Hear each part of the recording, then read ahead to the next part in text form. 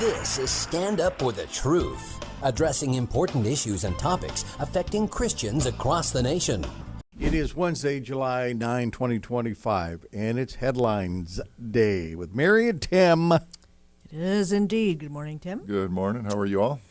Doing well on this side of the table here, and hopefully our listeners are doing well as well. Headline time. And our scripture, Tim has two verses, one in Psalm 90 and one in Ephesians 5. So just dive right in there, Tim. Well, just a couple of short verses having a lot to do with what we're dealing with here a lot today. And these days we're doing these podcasts. Psalm 90:12, so teach us to remember our days, that we may present to thee a heart of wisdom. And so numbering our days, considering the days we're living in. And then in Ephesians 5:15 and 16, therefore be careful how you walk, not as unwise men, but as wise, making the most of your time because the days are evil. So let's pray.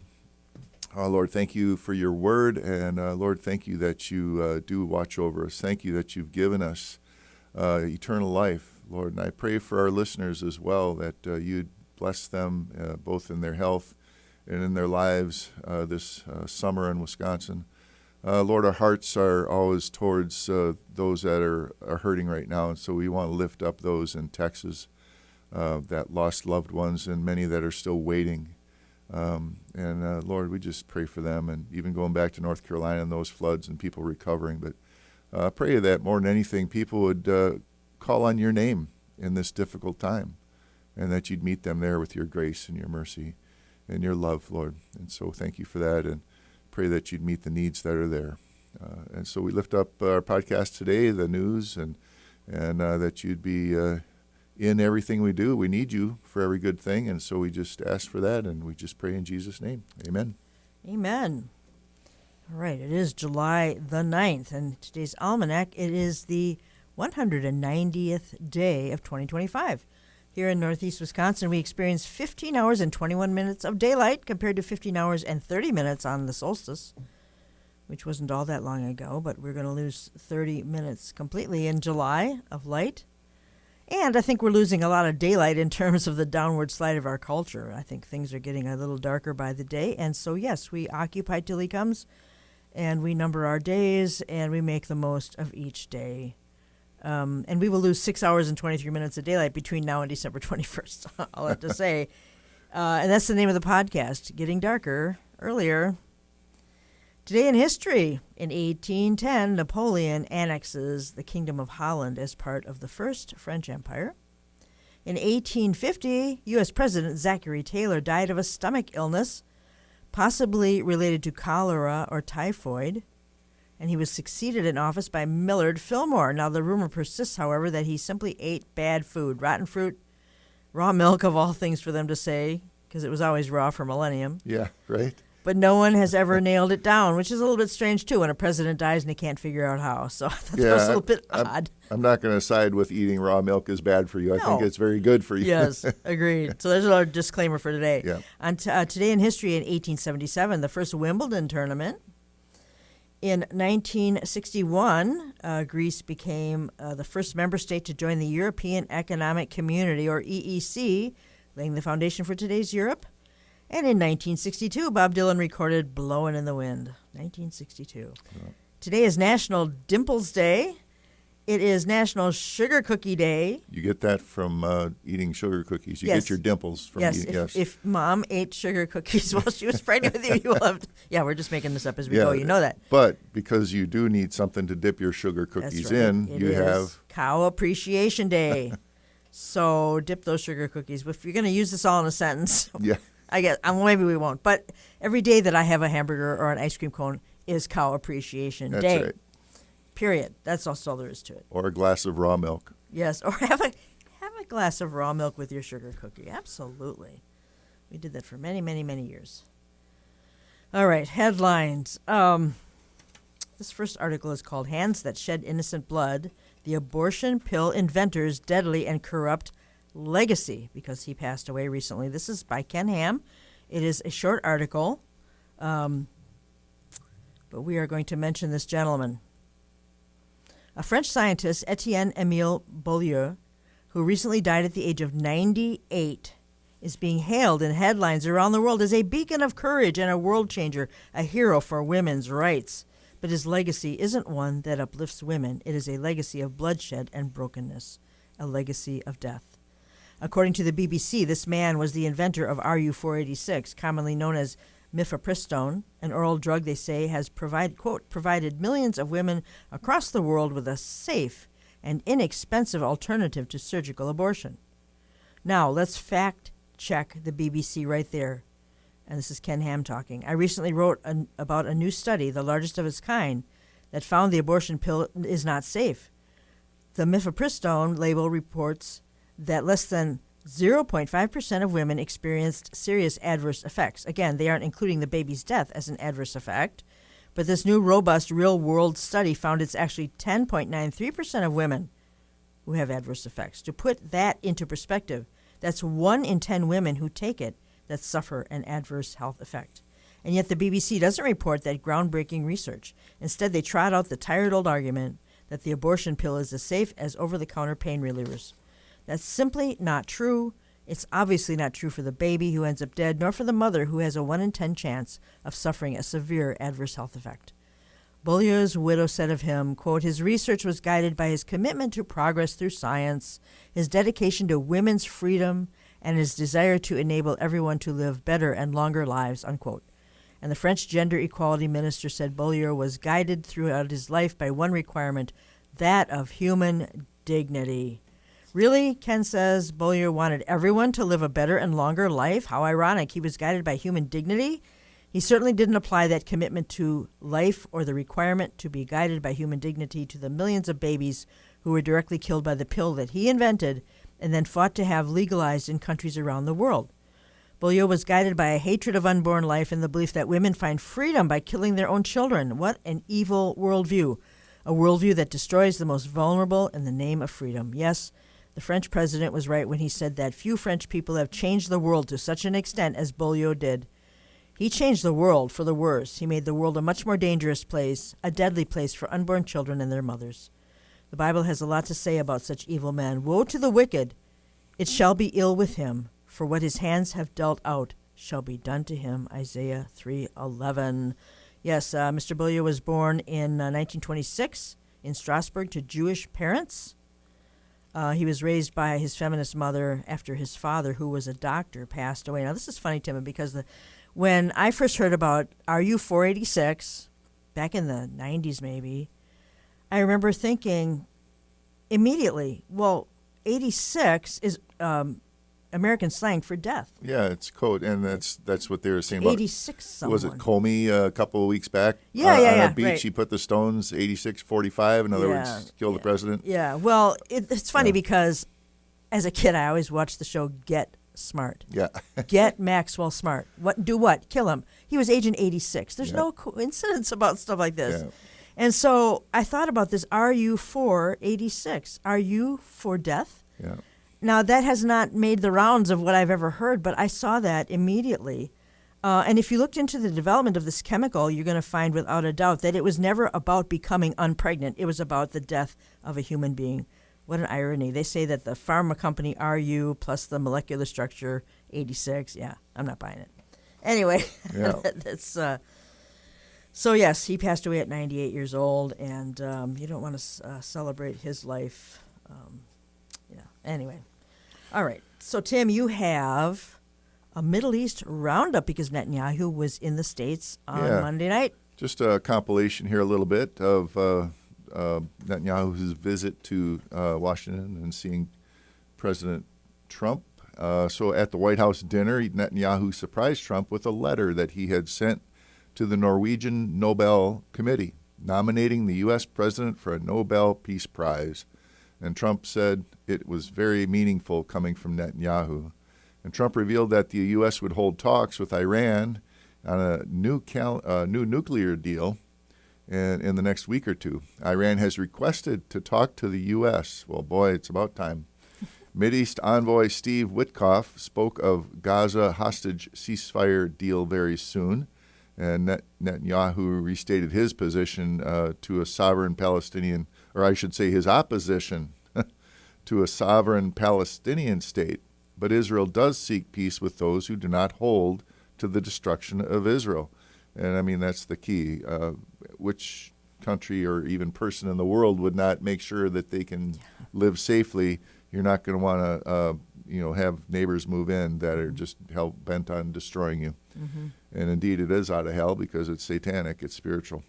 Both spoke of a vision of relocating Gazans, and that progress is being made in several countries to take in those who wish to start over outside of Gaza.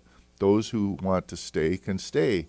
And I always thought it'd be pretty amazing if they actually moved Palestinians out of Gaza, but this is different. Those that want to stay can stay. Those that want to move can move.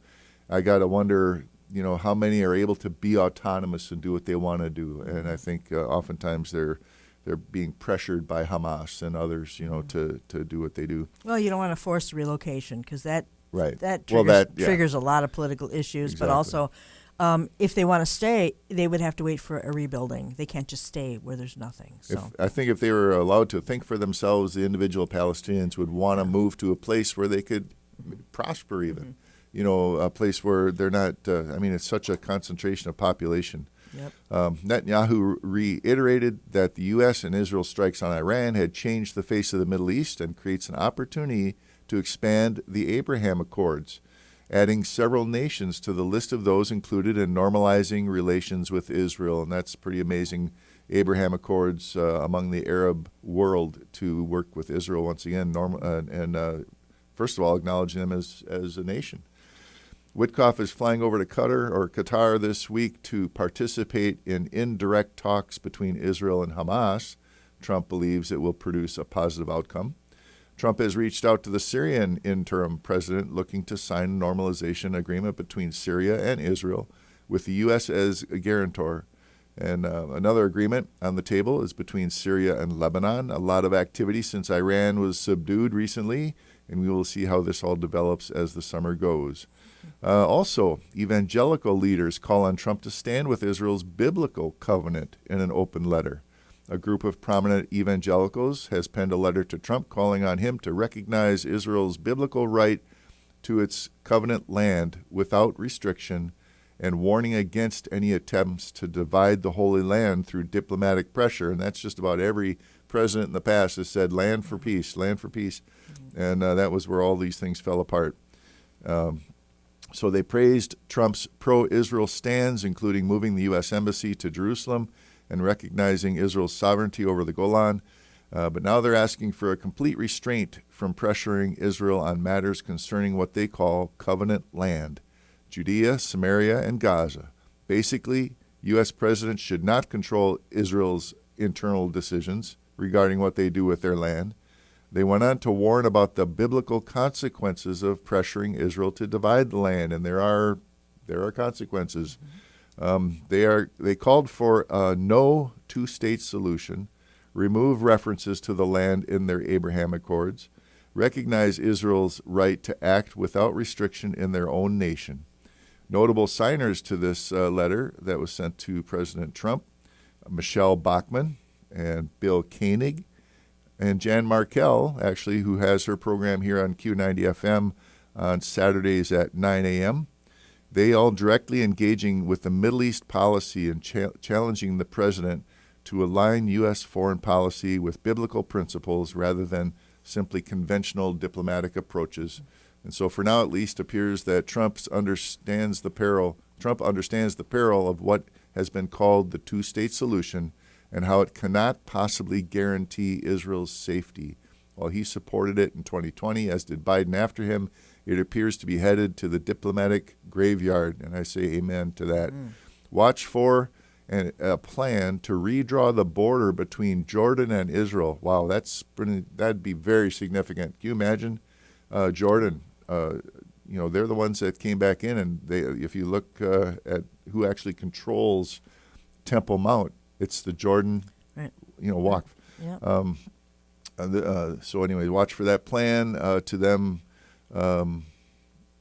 placing the majority of Arabs currently living in Judea and Samaria in Jordan itself and not requiring them to move. This was the reality from 1950 until the Six-Day War, but something to keep an eye on, as some are still suggesting this is the only way forward for a Palestinian state at this time. Yeah, what I read said that this could actually be announced this weekend. So we're speculating on this, of course, and it might be rejected. We have absolutely no idea. But the fact that they're floating this, just move the border of Jordan, just to move it over just a little bit. Well, yeah, it's more than that. It would be pretty significant if Palestinians would move to Jordan. I mean, there's all these, you've seen the maps. There's all these surrounding nations of Israel, Arab nations, who cover how many millions of square miles all around them. And yet here's Israel, the size of New Jersey, and they require the Palestinians to stay there, and they just won't receive them into Egypt, the Sinai, or into Jordan or Saudi Arabia. Anyway, so here's hoping that kind of comes around. Interesting. It'll be interesting to watch how this takes place. A lot going on. All right. Make America healthy again. All right, we're going to do a health watch here. And I love that this administration is even trying to tackle the downward health spiral of the populace. It's clear that this is going on, but it's also very complex with so many factors, not the least of which is the problem of adulterated, ultra-processed food, our addictions to said foods. There certainly is a correlation between that and the state of healthcare. But again, it is complex. We have an aging populace when the boomers are all getting older, and some is genetic, and a lot of it is food related. So it's a complicated circle. But in late June, RFK Jr. he kicked up the bit of a dust storm by announcing to a congressional hearing that his Health and Human Services Department would be launching an advertising campaign to get all Americans to strap on wearables. Medical devices that measure and track your biometric signs, like your blood pressure, your blood sugar, your heart rate, your sleep cycles, your exercise. Can you imagine that in the wrong hands? He said he thought that wearables are a key to make America healthy again, and that his vision would be that every American would be wearing one within 4 years. So your steps would be tracked, your location, and you would be giving away your biometric data. What could possibly go wrong? Well, Patrick Wood, and being the expert on technocracy that he is, he has an article on this, and I'm just going to read the intro to that, and then I'm going to talk to you about the kerfuffle and what happened when people raised their eyebrows over this wearables mandate, if it is indeed a mandate. Patrick Wood says, the Secretary of HHS, RFK Jr., shocked the MAGA world when he addressed a congressional committee on June 24th. Quote, "My vision is that every American is wearing a wearable within 4 years." End quote. And Patrick says, has he gone over to the dark side? This is straight out of the technocracy playbook for integrating humans into smart city architecture and the Internet of Things and the Internet of Bodies and the Internet of Bio-Nano Things. In addition to collecting all health data, it will also track your every movement 24/7. So after that came out, RFK did a little backtrack in there. RFK Jr. clarifies stance on wearables. This is by the Brownstone Institute, Charles Eisenstein.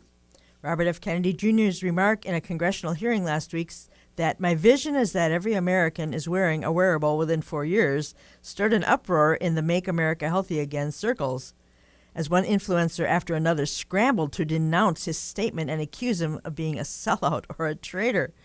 Ignoring his staunch decades-long advocacy of civil liberties, these critics took his statement as proof that he is advancing a totalitarian plan to continuously monitor every person's body. Since he has in the past warned about precisely this, the Internet of People in which not even our own heartbeat is private, I reached out to him, this is Charles Eisenstein, to see if he'd changed his mind. What were you thinking? I asked. He admitted he chose his words poorly. He said, what I was trying to say is that I want this technology to be universally available as one of the ways people can get on top of their health. Of course, I don't want to mandate it, and the idea of everyone's body being hooked up to a data center somewhere, is horrifying. This data should be private, and when it is shared with the device provider, it must be subject to health privacy laws. Those answers are consistent with his long-standing positions. However, there are other issues involved besides privacy. I said, aren't you concerned with the health effects of a Bluetooth device affixed to your body 24/7. After all, during his campaign, he spoke out about the health hazards of wireless radiation. Yes, he said, personally, I'm concerned about it, but HHS doesn't have a policy. We're going to initiate research on the topic so that Americans can make an informed decision about whether the risks of these devices outweigh the benefits. A deeper issue is the basic direction of healthcare. Do we continue down a technological path, or do we turn back towards nature? The Maha community, comprising high-tech biohackers alongside back-to-the-land homesteaders, is far from unanimous on this issue.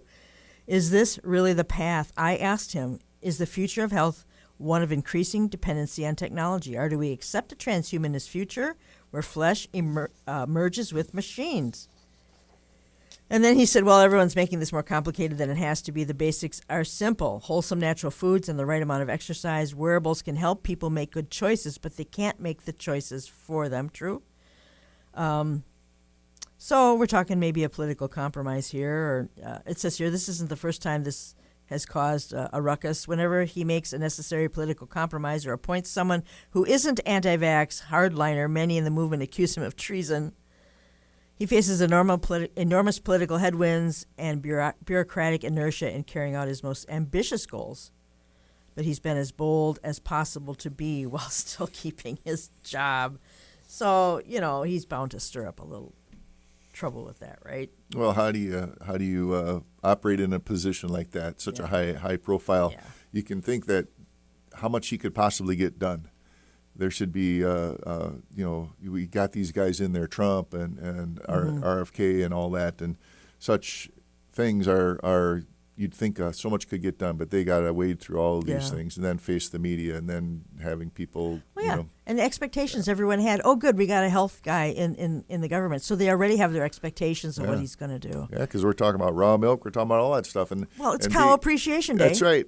And so, we... Interestingly enough, we're going to talk about this because remember in the 70s, remember the ad, where's the beef? Yeah. Well, it's at Walmart. So we're going to talk a little bit about cows and sing their praises and what is going on. You have another one. The Big Four became five. Walmart captures the beef chain.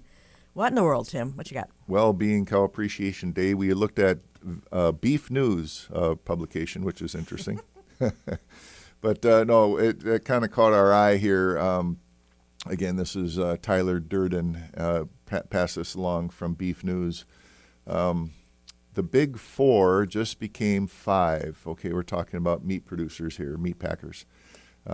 Significant, being up here in, just south of Green Bay, Wisconsin, a few blocks, where we call our team the Packers for that very reason. The meat packers. That's right. That's right. So Walmart quietly captures the beef chain, it says. Walmart's new case-ready beef facility in Olathe, Kansas, isn't just another fulfillment center. And boy, you see those all over the place.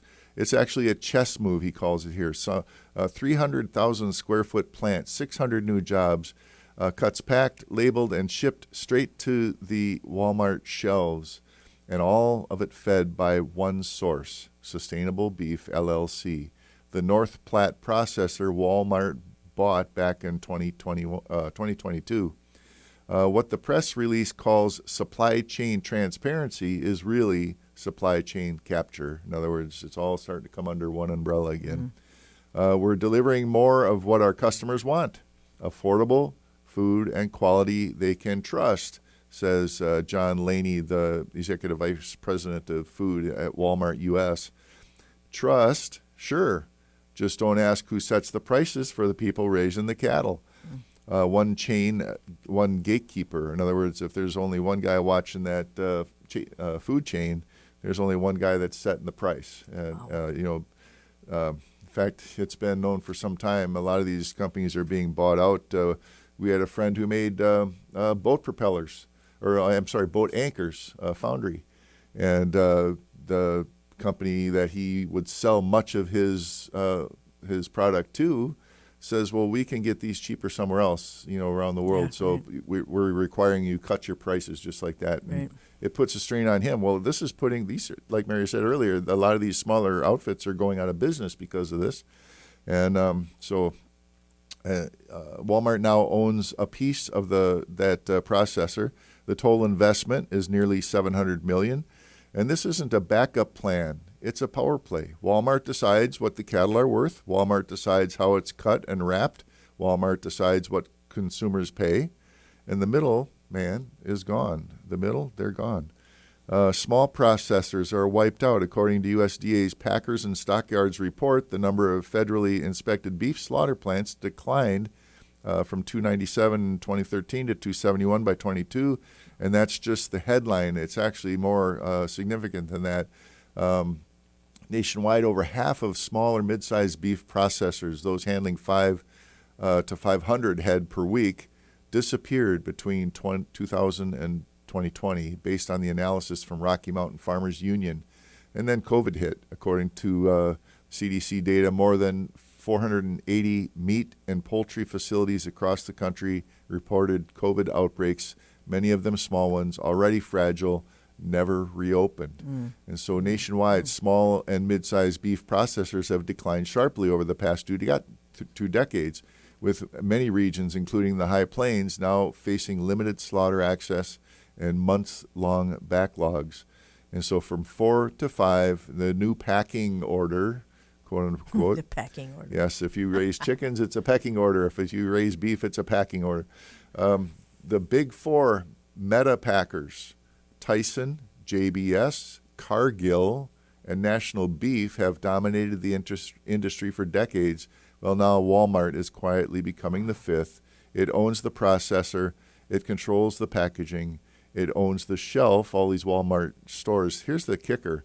Unlike the others, Walmart does not have to make money on this meat. They can price it so low because it can sell the beef at no cost to move more detergent and diapers and digital subscriptions. In other words, they're going to force ranchers and meat producers, farmers basically, to reduce their prices to, put those guys under the pinch. Then they can sell their beef cheap, but they get people in the stores, because when you're in Walmart, I even thought of buying beef at Walmart. That's never something that crossed my mind. No, we're fortunate around here. We do have a lot of locals. The one I'm thinking of that we use is Hain Meats down. We can't really say things on the air about, but check out your local beef producers, and there's they're out there, especially here in Wisconsin. There's a number of butchers that you can buy your own meat from. So if you're a rancher, again, here it is. You're not negotiating any more with a buyer.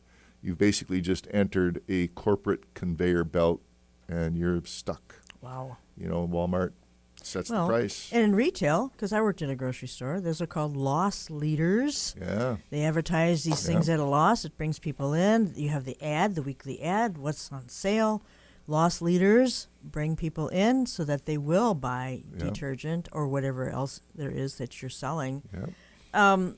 Speaking of cows, and I'm just going to sort of tease this, and we're going to go to a break pretty soon here. I want to expound on this because I was reading a government website about corporate farms. Now, if you live in the Midwest or even the West, although I can't speak for the West, but in the Midwest, been here my whole life, you drive around, you see farms, and they're privately owned farms. Now you drive around and you see corporate farms. You see cows in stalls all day long in the mud, and they are not eating the grass that grows just outside of that building, which kind of breaks my heart. I do love cows. And they love grass and clover. And they love grass and laying down. Alfalfa. Alfalfa, all that stuff. Why are we seeing all these corporate farms? Well, there's a government website that actually talks about that, and some of this may surprise you, what they say about corporate farms. But in honor of the humble cow, we are going to talk a little bit further about this when we come back. So we'll be back in 2 with more on Stand Up for the Truth. The following program is a presentation of Lakeshore Communications Inc. and do not necessarily reflect the views or opinions of Lakeshore Communications Inc., its sponsors, or donors. Feedback, questions, and topic suggestions are always appreciated. Email us at comments@standupforthetruth.com. Welcome back to Stand Up for the Truth. It is Wednesday, July the 9th. Doing some headlines with my better half here, Tim. And we're in the middle of a bit of a Health Watch segment and talking about beef and Cow Appreciation Day. And Tim had just finished talking about Walmart capturing the beef chain. And that should bother all of us here. Now this, I'm going to talk about factory farming. A lot of people don't notice it, don't realize what the problem is. Most of this info is taken from a .gov site. Factory farming continues to grow around the world as a low-cost way of producing animal products for human consumption. Remember, there's a lot of people to feed in the world. However, many of the practices associated with intensive animal farming have been criticized by public health professionals and animal welfare people. Factory farming, or corporate farming, involves raising livestock in densely populated environments, often called concentrated animal feeding operations, or CAFOS. Common practices include packing pregnant pigs into gestation crates so small they cannot turn around, placing egg-laying hens in cages stacked on top of one another in massive enclosed buildings, and raising cows on feedlots rather than the grass pastures that many of us have seen for decades just driving around the great state of Wisconsin and other Midwest formerly open spaces. Because of the stress induced by these conditions, including the frustration of denying their natural instincts, many animals develop compromised immune systems, and without a steady course of antibiotics, many more would become sick and die of bacterial infections. Thus, antibiotics are often used to compensate for conditions that would otherwise make it impossible to raise animals. The average lifespan of a cow is around 15 years if left to graze. It is a fraction of that in the corporate pen. And the family farm is becoming a thing of the past for diverse reasons, and land is being sold to developers and corporate interests and international interests as well. Nearly half of all antibiotics worldwide are given to farm animals to promote growth and prevent diseases in these crowded quarters. Half of all antibiotics in the world, think of that. And in the U.S., an estimated 3/4 of all antibiotics go directly to livestock on factory farms. For many years, public health experts have warned about the dangers of using large quantities of antibiotics on farm animals, and this creates an ideal environment for bacteria to evolve and spread resistance to antibiotics. Using antibiotics for non-therapeutic purposes gives farmers a small but significant advantage over those who decline to use them, but it creates a negative sum game in which profit-maximizing choice for each farmer gives no farmer any particular advantage over others, but it leaves the animals and people worse off. Again, this is from the NIH.gov. They go on to say, animals are worse off because of the cruel conditions in which they are kept. Farmers are no better off using antibiotics if their competitors are also permitted to use them. Okay, now let's talk about the human element here, because here's the end game. Antibiotic-resistant bacteria that arise on factory farms can be spread to human hosts in a number of ways. Those who work on farms and handle animals or raw meat can pick up antibiotic-resistant bacteria from animals who have it, transfer it to other people. Some bacteria survive in the meat even after it's cooked and is transferred to those who eat it. Thirdly, animal waste from factory farms that contains antibiotic-resistant bacteria is used to fertilize crops. Here's where it gets to be trouble. And some of these bacteria infect people who either work with the crops or consume them. And finally, as bacteria do not respect physical or biological borders, some are transferred to animals and streams around factory farms. Okay, is it just me, or are there significantly more food recalls in the last 2 years? Listeria, E. coli, Salmonella. And not just in meat. When we were younger, it would be occasionally in meat. This is produce. Romaine lettuce, that went on for a year. Cucumbers, tomatoes, onions. Remember the salsa problem? Also massive egg recalls this year. Shrimp, mushrooms, ice cream, prepackaged deli fruits, cold cuts, and prepackaged meals. In 2024, there was a significant increase in recalls. Some have said it's easier to sequence the DNA to, identify the bacteria, trace a contamination source. There's that. But I'm going to suggest that our food supply is much less safe than it used to be.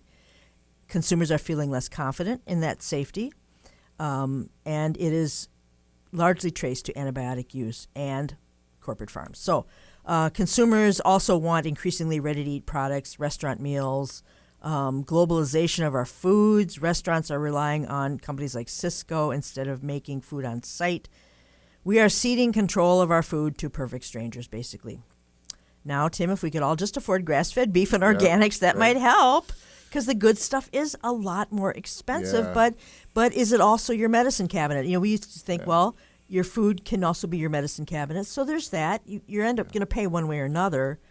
And but food industry is changing. Del Monte, a 138-year-old company, has declared bankruptcy because tastes are shifting away from canned foods. Also, Borden, Dean Foods, and Tupperware has bid the world adieu. So you think about it, and it's sad, but it seems like being healthy is for the wealthy, and we go to take a trip down to Milwaukee to go to Whole Foods or Trader Joe's or something like that because we want to get something good and something healthy for you.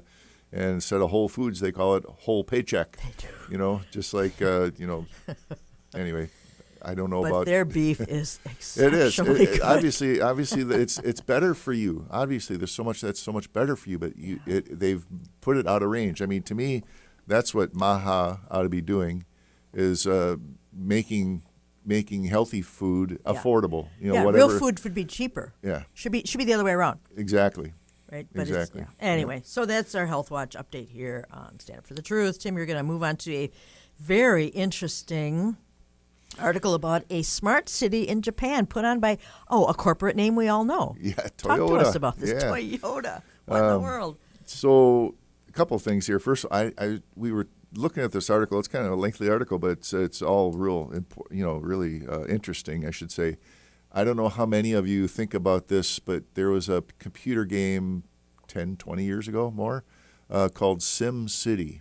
And nowadays it's all these other ones that kind of came out of that, all these, war games and Minecraft and all these different things that you can build your little town and all those things. I really don't know. My grandson's into Minecraft. I have no idea what it even is.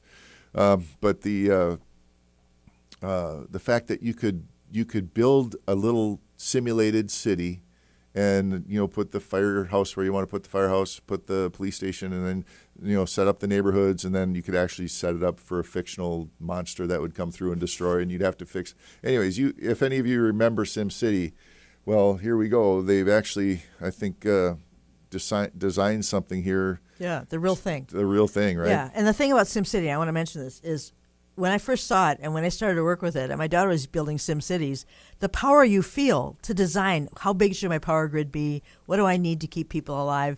Whoops, I didn't make a big enough power grid. Right. I did this. I'm going to send a tornado. We're starting over. There's a power element to that. Yeah. And now this is translating into something called Woven City. So tell us about that. Yeah, Woven City is a living laboratory for technocracy. And this comes from Technocracy News, which is Patrick Wood. And so Toyota is building a slice of heaven or hell for a few thousand people who work for Toyota. No cars are allowed. All privacy is removed. You get to work on them, but you don't get to have one. That's interesting. Right. All privacy is removed. That says it all right there. So everybody knows everything about everybody else. Oh, joy. In 2017, a movie, The Circle, explored the horrific implications of social transparency and the potential dangers of a completely interconnected world.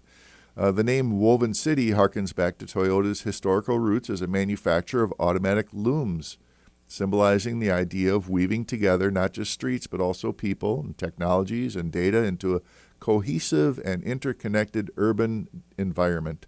The weavers are the inventors, the researchers, and the residents. Patrick Wood is the editor on this article. Toyota's Woven City is an experimental smart city being built in Japan as a living laboratory for cutting-edge technology and urban living. Envisioned as a high-tech utopia at the base of Mount Fuji, this prototype city will integrate artificial intelligence, robotics, smart infrastructure, and even a digital twin, a virtual model to optimize every aspect of life. So it's literally, I looked at that again just now thinking, they're making a twin of the city, keeping track of where everybody is and where all these things are. So it literally is a Sim City based on reality of these people's lives. Unbelievable. Creepy. The project's goal is to enhance well-being for all, I'm sure, by creating a fully connected environment where people, buildings, and vehicles communicate through data and sensors. And such an ambitious vision prompts important questions for Christians who study prophecy. the Woven City's technological vision, a living laboratory of the future. This futuristic cityscape depicts a clean and planned community where pedestrians and personal mobility devices share space, and autonomous vehicles like Toyota's e-pallet shuttle and small. I think it's pronounced differently. Pallet, P-A. Pallet. Well, that's a paletti, maybe. I don't know. No, pallet. Is it like a painter's palette? Right, but that's how it's spelled. But is that how you'd pronounce this car, question. this Toyota? We'll look it up. Yeah, I mean, you just basically jump on a pallet. Might as well be a forklift, and it takes you. That's what came to my mind. All right, back to the article. Yeah, just put that anywhere. And a small delivery robots amidst green parks and modern buildings. The entire city is designed as a test course for mobility, meaning everyday life doubles as an experiment in advanced technology. Residents will live in a smart home equipped with sensor-driven AI and domestic robots to assist in daily life, automatically restocking the fridge, taking out the trash, and even monitoring the occupants' health. Autonomous vehicles and delivery robots will glide along the streets specifically designed for different speeds and uses, interacting seamlessly with human pedestrians in a safe environment. Below ground, an entire hidden infrastructure for power and water and goods delivery and supports the city's smooth operation. And each element of the Woven City is interconnected. I just got a flashback to what's the movie with Eva and Wall-E? Wall-E. Yeah, I was thinking about that too. Monitoring everybody's health while they just sit around. And then the other thing that occurs to me here is the loss of human contact. I mean, yes, it takes away our chores, but our chores are what we all do together, things like that. Not that we have to do more than we're supposed to, but, So every building and street and device in Woven City is embedded with sensors and network data systems. Toyota plans for people, buildings, and vehicles all connected and communicating with each other through data and sensors. The ubiquitous connectivity enables real-time monitoring of the city's functions, traffic flow, energy use, pedestrian movements, etc., and feeds into the centralized AI system.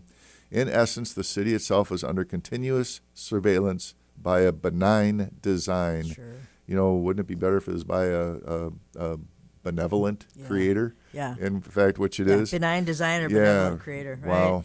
A digital nervous system that watches and optimizes daily life. It makes me nervous. They're replacing God. I mean, it's who loves us, who gave his life for us, and replacing it with machines and engineers who designed it to see if they could make it work. Residents, too, become part of this network whenever they use the city's digital services or wear health monitors. Interesting. While this promises convenience and a safe way preventing accidents, efficiently delivering goods, it also creates an all-seeing infrastructure capable of tracking nearly everything. Such smart city surveillance is unprecedented in scope, raising the specter of total visibility into citizens' lives, albeit for now with their consent in this experimental community. And that little sentence right there is kind of what gets to it here. This is something that they're consenting to do. This is something they're willing to live with and be a part of. When does that happen like it is in China these days with the surveillance on all the streets and people, facial recognition and things like that? When does that become like RFK was being accused of, having us all hooked up to one database? So the project leader speaks of turning artificial intelligence into intelligence amplified, applying AI with integrity and trust, in quotes, to maximize its positive potential. In practical terms, this means AI will have an unprecedented authority over the city's operations and in deep integration into human life, essentially an AI-managed society on a micro scale. Human administrators and engineers will oversee things, but much of the day-to-day regulation is meant to be autonomous. This AI control promises efficiency and safety, yet it also concentrates power in a form of machine intelligence that must be trusted not to fail or be misused. So I hope you certainly trust those human fallible engineers and administrators. Yeah, and the human heart is sinful, and at some point, this sounds clean and polished and sterile and all that, but it's an impossibility because of evil. Yeah. It's impossible. Okay, go So ahead. robotics and automation. Woven City is a showcase for robots in daily life. Toyota's autonomous e-pallet vehicles will function as taxis, shuttles, and mobile shops, and delivery vans on the streets. Delivery robots will carry goods to people through the underground tunnels and the last mile solutions on the surface. In other words, they get it up to the top and go that last mile. Inside homes, assistive robots will help the elderly or busy families with chores. The city's very construction blends robotics with tradition. For example, buildings use robotic fabrication methods combined with classic Japanese wood design and the presence of robots alongside humans and animals and vehicles in public spaces is deliberate to test the normalized human-robot coexistence. Everyday life in a woven city will be saturated with automatic helpers and agents, forming an integrated human-robot ecosystem. For residents, this means a life of convenience, but also reliance on machines for tasks once done by people. The social society is people. Society is not people and machines. The social fabric will include digital companions and tireless automated workers. Such an environment by design blurs the line between human activity and machine activity in the city. And so this digital twin simulation, the one that'll be that they're monitoring, a distinctive feature of Woven City is its digital twin, a complete virtual replica of the city in cyberspace. Toyota has built the city in the virtual world first, and the digital model mirrors the real city's layout and systems, and presumably even the people, at least as data points. Wow, just data points, you and me. The data twin allows inventors and city operators to test scenarios in simulation before or while implementing them in reality. Oh, beta testing, yeah. When we've been getting beta tested for all sorts of things, including pharmaceuticals and all that. Wow. Human integration and co-creation. Unlike a regular city, Woven City's residents are volunteer participants in this grand tech experiment. Toyota calls the residents weavers, emphasizing how each person is a thread in the fabric of the city. These weavers are highly integrated with technology.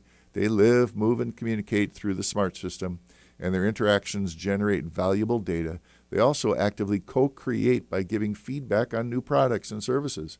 In fact, one of the Woven City's core ideas is that residents and visitors will use and interact with the innovative products, providing inventors with real-time feedback to refine these technologies. Well, so there will be ads. Yeah, right. And try this. See what you think. Get back to us. Take a survey. How many? This is a movie plot. I mean, it sounds like a movie plot, doesn't it? And it's been done. It has been done. Different things. Surrogates and other movies that point to that.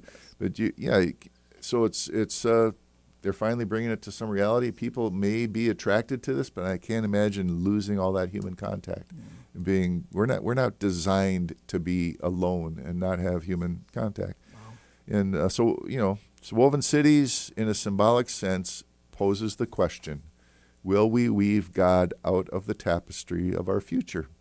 Scripture urges us that a society that does so will fall prey to the Antichrist's lies and face judgment. And this is Patrick Wood commenting on this story. We must therefore approach such advancements with eyes wide open, marveling at human creativity, and yet measuring it against truth. It is not alarmist to draw these parallels. Rather, it's being like the sons of Issachar, who understood the times, 1 Chronicles 12:32. Well, today we see the infrastructure of the beast system slowly being put in place under the guise of progress and innovation. The wise will not put their faith in princes, nor in chariots, Psalm 20, verse 7. In modern terms, not in government or in technologies, but will trust in the name of the Lord our God. And I have to wonder, because we know and have known for a long time verses in Revelation that talk about nobody being able to buy or sell without receiving a mark. What's necessary for that? And 50 years ago already, we're talking about that kind of technology, people putting chips in their dogs and following and doing that, monitoring that. The integration of cybernetics and human beings, bionics and things like that. Wonderful things to help people out. but they're actually starting to bring it to that place. How are you going to get that lost tribe down in the Amazon somewhere that somebody just discovered 2 years ago to be in this type of a setting? Obviously, that's never going to happen.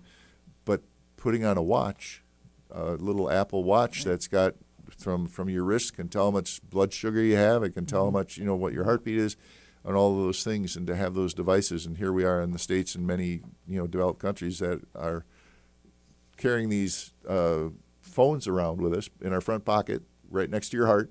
What does that track? How does it tell? Anyway, so we don't know everything that's going on right now already, but we do know that eventually, when that takes place, that will be the actual case, that nobody will be able to buy or sell without taking this identification. It's about power over people. Yeah, it's all about power, absolutely, as is Revelation 13, all about power over people. The woven city, SimCity. Yep. Yeah, I have the power to make this city and blow it up if I want to. All right, just a couple of quick headlines. We have a little bit of time left. I'm just going to go through a couple of things here. NATO jets are scrambling. According to Fox News, Russia unleashes record drone assault on Ukraine, prompting Allied response. That is very interesting, and people have been talking about if NATO gets involved, we don't know what to expect after that. So that's worth looking at. There's a CIA report finally reveals a secret plot to take down President Trump. So they're exploring a lot of different things about all, what happened during those particular years. So keep an eye on that. We tend to think, well, no one's going to prison, but you never know. This is an interesting one. A rare discovery at the capital of the Kingdom of Israel. The Kingdom of Israel. After nearly a century of archaeological silence, the ancient stones of Sebastia, once known as Shamron or Samaria in English, are speaking again as Israeli excavators uncover remarkable evidence of the grandeur that defined the biblical capital of the Kingdom of Israel. The excavation, launched 2 weeks ago, has already yielded extraordinary discoveries, including an elegant stone pavement that formed part of a ceremonial street leading from the city's heart to the main gate. Decorated columns that flank this ancient thoroughfare now lie beside the pathway, a testament to the architectural sophistication of the Herodian period. That would be 37 BC to 73 AD, or Christian era.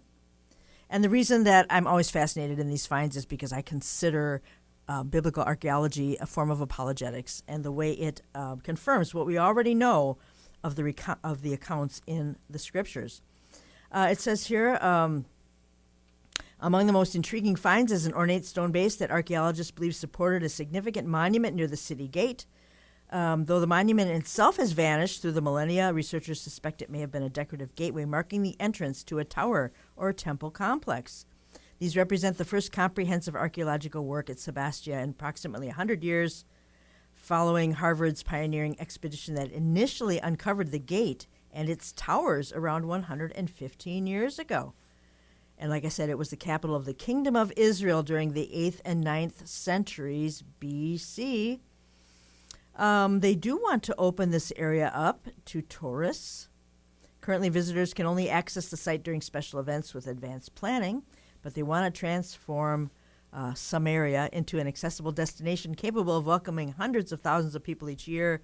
And like I always say, wherever you put your shovel in Israel, you will find something. And I've often thought, gee, archaeology, Israel, that would have been fun. Also, another quick one here. Muslim leaders from Europe meet Israeli president to promote peace. So there's other things going on in the Middle East. Muslim leaders from across Europe met with Israeli President Isaac Herzog in Jerusalem to promote a message of peace on Monday.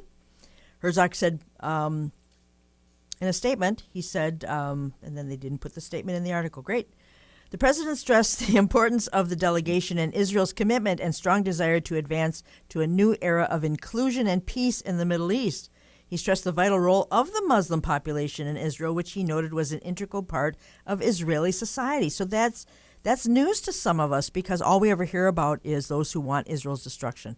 Hamas, Hezbollah, Iran, various proxies. But the president says, we're all children of Abraham, and I believe the historic progress in our region is a progress of dialogue between Muslims and Jews. And he talks about radical forces, but behind the scenes, there are many peace-loving Arabs who do want and feel it is in their best interests in their own nations to have peace with Israel. So keep an eye on that as well. Tomorrow, you get me. I'm going to talk about a biblical subject that I think needs to be talked about in the church. Friday, Todd Nettleton, Voice of the Martyrs. It's been a while. Love having Todd on the podcast. We get him for the first half. For the second half, a couple of quick headlines. So I guess I like this verse, my marching orders, the best. Watch, stand fast in the faith, be brave, be strong. Let all that you do be done with love. 1 Corinthians 16:13. Go ahead, do that today. God bless. Have a wonderful day.